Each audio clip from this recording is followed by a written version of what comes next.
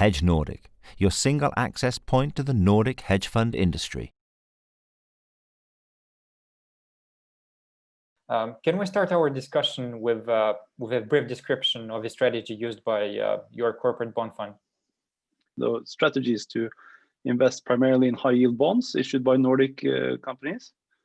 And I think where the big differentiator is between us and call it the traditional high-yield funds is that we're very biased towards the publicly listed entities and publicly listed issuers. Someone in our investment team, among the portfolio managers and analysts, have most likely followed the company for a number of years already. Secondly, you get an indication just by looking at the share price of how the market is viewing the future of the company. And thirdly, I think, and most importantly, there are less defaults in the Nordic market among the publicly listed companies. And also there's a high recovery on the defaults that happen. You know, it's a lot easier to, for instance, having to convert your bonds into equity in a publicly listed company where you get liquidity in the shares right away, rather than having to take shares in some private entity and you know, raising money with external investors for a publicly listed entity is also a lot easier. And I think the last and not the least important part is that from a liquidity standpoint, it's a lot easier to, when you need liquidity or if you want to sell out of something and buy something else, it's a lot easier to trade and to be able to sell the publicly listed stuff because more people know about it. And you know, from a news point of view, also there's strict reportings to the publicly listed companies, and also both investment banks and the media are much more. I'd say they focus and they get a lot more attention to the publicly listed companies. So it's a lot easier for us, and also it makes things more bulletproof, to be honest. Mm-hmm. And focusing on the portfolio that you have at the moment, how does the portfolio look like in terms of industry sector exposure? We have a fair amount of our portfolio, I think around 30% in the energy space. But that's a GICS scope. That does not mean oil and gas specifically. It means also some solar parks, some wind parks, some sub-suppliers to both solar and wind industries.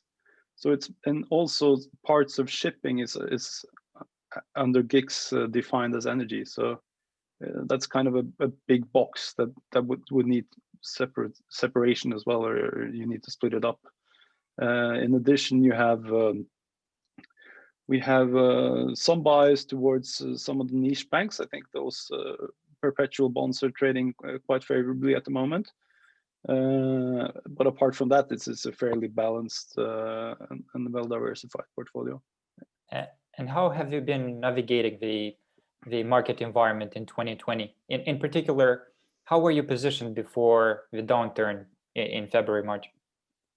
Well, I think that was one of our key, one of the things that led us to this great performance this year was how we positioned ourselves ahead of the downturn. I mean, we could not predict Corona at all, but of course, as we saw things being, the market came in quite tight, and we tend to say that the Nordic high yield market is supposed to trade between 300 and 700 basis points.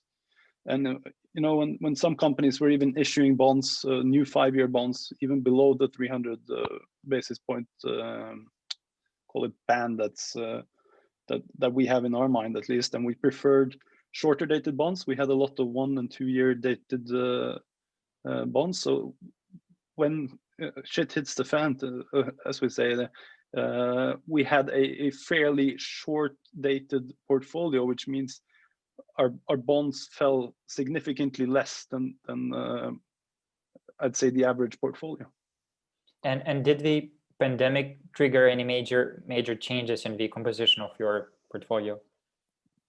Well, we were quite quick. We had just shy of 10% of the portfolio in, or between 5 and 10% of the portfolio in, call it hospitality related stuff, hotels, airlines. And we just sold those out, of course, with a loss, but we just bumped them out as soon as we could early March, which ended up being a good idea. And also we were able to call it shift from the short dated bonds we had to longer dated bonds that gave us the opportunity to take part of the sharp and fairly sharp rebound that we've seen. And looking ahead, where do you feel the opportunity lies ahead for the Nordic high yield bond market? Well, I think it's a great time to buy still. You know, I mentioned earlier in this interview that our kind of value band stretches from 300 to 700 basis points, and our portfolio, what we consider to be a conservative high yield portfolio at the moment, is offering a high 600 or at least mid 600 spread still, which is very well paid compared to that asset class historically. How would you assess your fund's performance this year? I think we're very proud of what we've done so far. We tend to guide our investors between 5 and 8% per year.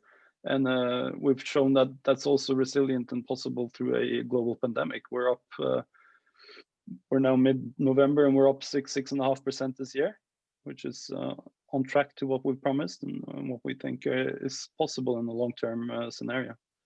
Hedge Nordic, your single access point to the Nordic hedge fund industry.